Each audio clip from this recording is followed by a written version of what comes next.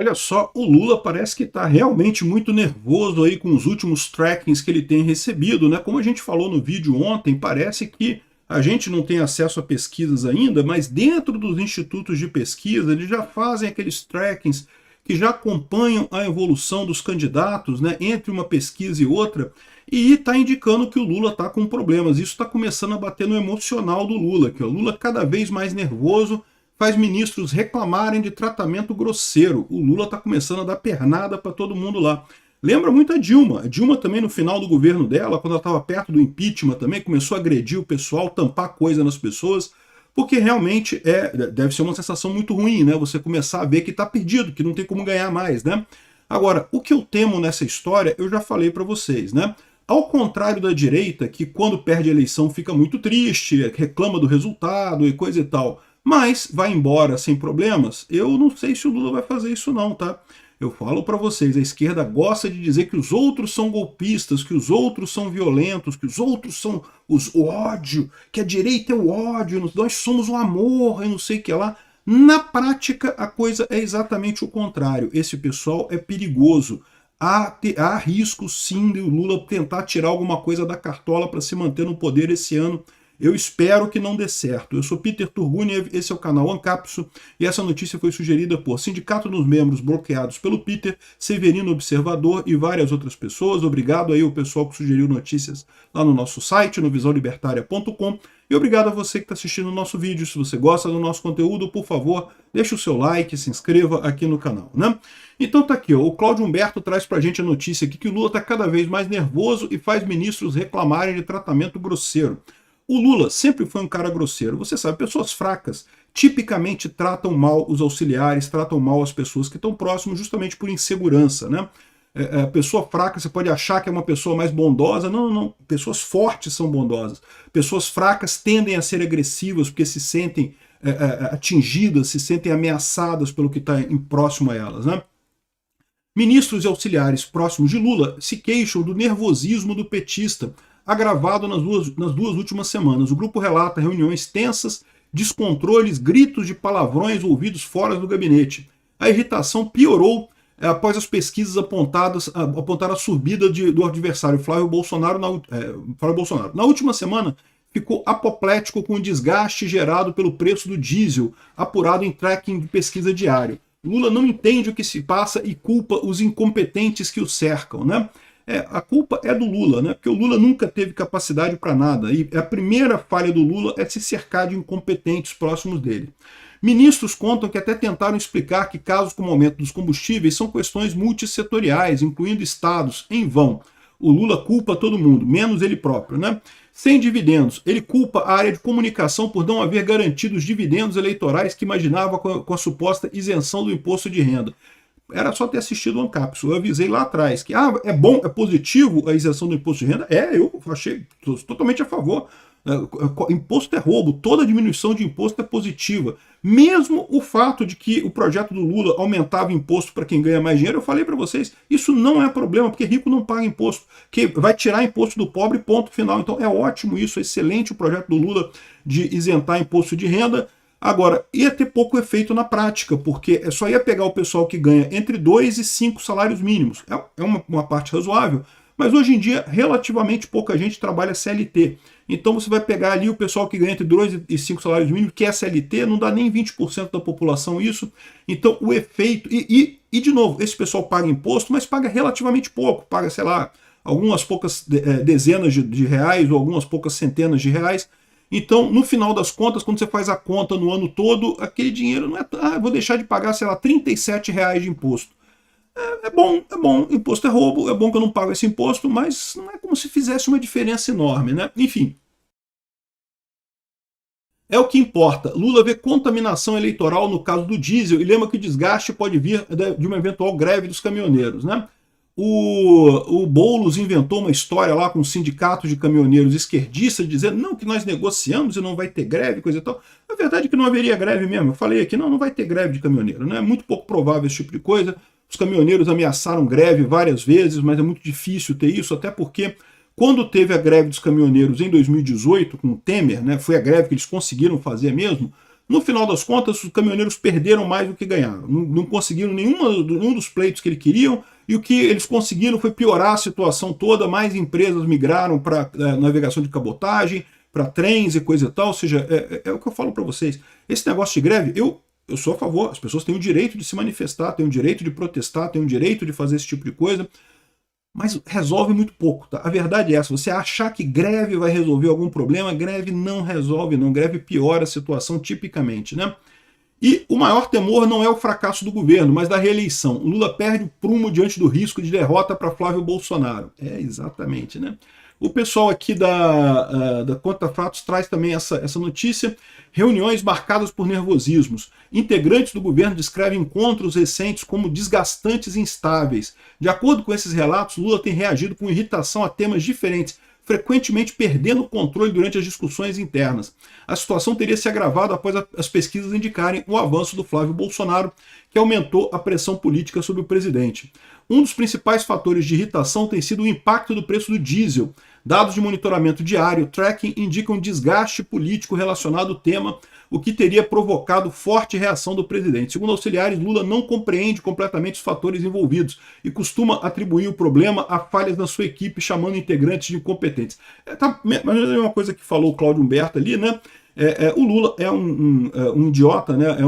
Uma pessoa com problemas mentais, realmente, né? Então ele não consegue entender o básico de economia. Não é estranho que isso aconteça. Os auxiliares do Lula, alguns até entendem de economia, mas eles partem do princípio que o povo brasileiro é burro, né? Então eles partem do princípio que eles acham que eles podem falar merda que o povo vai acreditar. E eu não sei, né? O pessoal fez o L em 2022, né? Então realmente é uma coisa que depõe contra o povo brasileiro. Talvez eles tenham razão, né? Mas o fato é que não tem muito como escapar. Eu fiz um vídeo mais cedo falando que o Trump disse que acabou a guerra no Irã e que o que deve acabar nos próximos dias. Tomara que sim, tá? Mas não ache que isso vai aliviar tão rápido a questão. O valor do petróleo caiu um pouquinho, caiu 20% e coisa tal, a coisa pode melhorar, mas eu não sei se a coisa vai estar tão tranquila assim não, tá? E o impacto dessa coisa toda ainda tende a afetar muito o Lula, né? Comunicação vira alvo de críticas. Outro foco de insatisfação é a área de comunicação do governo. Lula teria cobrado resultados políticos mais expressivos. Na avaliação do presidente, a iniciativa da isenção do imposto de renda não gerou os dividendos eleitorais esperados, né? E o fato é o seguinte, o Lula há muito tempo culpa a área de comunicação. Por que ele culpa a área de comunicação? Como eu já expliquei para vocês, a esquerda tinha uma capacidade de comunicação muito grande na época que você tinha informação centralizada, porque a esquerda acionava os principais canais de comunicação com a narrativa deles, e a narrativa era imposta às pessoas, e as pessoas acabavam acreditando naquele negócio. Então assim, por que o Lula vive reclamando da comunicação do governo? Porque antes eles conseguiam resultados muito melhores de comunicação do que conseguem hoje, tá? Só que a comunicação do governo é uma merda? É uma merda, mas o problema não é a comunicação. O problema do Lula agora é a questão do fato, da realidade factual, dos argumentos antigos que a esquerda tem que não conseguem mais oferecer respostas para os problemas do mundo moderno. Então o Lula fica culpando a comunicação quando na verdade esse não é o problema. A comunicação é ruim, tá? Não estou dizendo que ela é boa não, ela é ruim mesmo. Mas o problema principal não é esse, né? Seguidamente o Lula trocou lá, botou o Sidônio, tirou um monte de gente, botou um monte de gente, vive reclamando da comunicação, mas a verdade é que esse não é o principal problema. E o Lula continua preocupado. A preocupação central, evidentemente, é a reeleição, né? Então, assim, a gente está vendo o Lula cada vez mais nervoso. E o problema dessa história é isso daqui, olha só. Lula confirma candidatura à reeleição. Ele teve num evento em que lançou a pré-candidatura do Haddad em São Paulo, né, a governo de São Paulo, e ele falou que vai ser candidato e que a extrema-direita não volta a governar. E aí você pode falar, não, isso é bravata dele, ele está dizendo que vai ganhar e não sei o que lá, e está no direito dele falar essas bravatas, né? Mas que eu lembro para vocês que existe uma diferença aí. A esquerda adora acusar os outros de golpismo, mas quem comete golpes na história da América Latina, se você for olhar, é a esquerda que cometeu os golpes todos, os mais recentes inclusive. No Peru, o Pedro Castilho, de esquerda, tentou dar um golpe lá, não conseguiu, felizmente, o cara foi preso, né? Aquilo foi uma tentativa de golpe real, o cara foi na televisão, falou, chamou as Forças Armadas para ocupar o Congresso, dissolveu o Congresso e não sei o que lá, ninguém obedeceu ele foi preso. Isso é uma tentativa de golpe de verdade.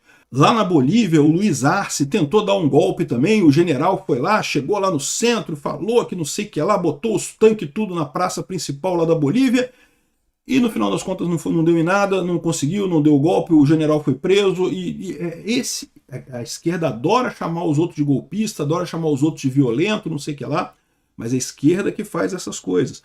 E eu tenho alertado isso já há algum tempo. O Lula, ele vai, à medida que vai chegando perto da eleição, ele vai perceber que não vai ganhar, sabe-se lá o que ele pode inventar para se manter no poder. É arriscado. Esse ano a gente vai passar por um risco de ruptura democrática da esquerda. O Lula vai tentar um golpe. E não é só ele, tá aqui, ó, manchetes aqui, extrema-direita não volta a governar esse país, né? A Globo News são militantes de extrema-direita disfarçados. A Globo News está sendo chamada de militante de extrema-direita, já estão dizendo que a Globo está atacando, né? Aqui, ó, a Folha de São Paulo fala sobre o ocaso da democracia dos Estados Unidos sobre o Trump, né? Não, porque o problema é que o Trump não é democrático, é autocrático. Lembra, na cabeça desse pessoal, democracia é quando a esquerda ganha, ditadura é quando a direita ganha. Não tem nada a ver com quem é a forma como é a coisa, o nível de liberdade das pessoas, o quanto que o povo decidiu. Não interessa, né? A esquerda caga para isso. Para eles só é democracia quando a esquerda ganha. E aí, como o Trump ganhou aqui nos Estados Unidos, o pessoal está dizendo que não é democracia mais, que é ditadura e não sei o que lá, só porque o Trump não é de esquerda. Só por isso. Né? Eu concordo com tudo que o Trump está fazendo? Não, eu critico o Trump pra caramba aqui. Mas o Trump ganhou a eleição, meu amigo. Ele ganhou a eleição aqui nos Estados Unidos, está fazendo as coisas que ele prometeu na campanha dele. O ataque aos imigrantes. Acho que ele está fazendo errado pra caramba. Aliás, ele tem até voltado atrás em algumas coisas aqui por conta disso, né? Porque percebeu que está pegando mal para ele eleitoralmente. Né? A questão dele com a Ucrânia, sou totalmente crítico ao Trump nisso. Mas daí a dizer que o cara é autoritário, que é um ditador? Não, ele ganhou a eleição, pô. Ele ganhou a eleição, está governando, de acordo com o que ele pensa, de acordo com o que ele propôs na eleição. É a mesma coisa do Bolsonaro, né? Bolsonaro também. Você pode gostar do Bolsonaro, pode não gostar do Bolsonaro. Ele ganhou a eleição em 2018 e implementou, ou tentou implementar as coisas que ele colocou na campanha dele, né? Então, isso aqui é um temor, porque, veja, não apenas o Lula tem interesse em dar um golpe, mas a esquerda mundial tem interesse em fazer do Brasil um exemplo da luta contra o autoritarismo da direita do Trump. Né? O Lula tem colocado isso. Ele fala isso não é só para o público interno, ele tem essa expectativa que o público interno veja ele como um grande defensor, um grande lutador contra o Trump e coisa e tal. Mas mais do que isso, ele pretende angariar força na esquerda internacional para manter o Brasil como um bastião da esquerda na América Latina para brigar contra o Trump. Né? Aqui, ó, não é piada, o Brasil foi promovido nos rankings da democracia. O Brasil, que prendeu gente a 17 anos de cadeia porque a pessoa pichou uma estátua lá com não sei o que lá, que tem a Suprema Corte envolvida em casos de corrupção absurdos, que o governo claramente está envolvido em casos de roubo de aposentado, um monte de escândalo de corrupção o tempo todo, e um ranking, certamente da esquerda internacional, diz que agora o Brasil está mais democrático, e que os Estados Unidos estão menos democráticos. Tem que tomar cuidado. Há um risco real de golpe do Lula esse ano no Brasil. Esse desespero do Lula, à medida que for chegando perto da eleição, ele for vendo que vai perder, sabe-se lá o que ele vai fazer. O pessoal das Forças Armadas tem que estar atento. Eu tenho certeza, as Forças Armadas brasileiras foram corretas, não era para ter dado golpe nenhum em 2019, em 2022 mesmo não. Ninguém queria golpe mesmo não. Agora, não pode ter golpe de um lado, não pode ter golpe do outro também. Flávio vai ganhar essa eleição e Flávio tem que assumir a eleição, tem que assumir a presidência ano que vem. Obrigado por assistir nosso vídeo até o final. Tem alguns links para você nos ajudar aí na tela e também na descrição desse vídeo. Contribua com o nosso projeto.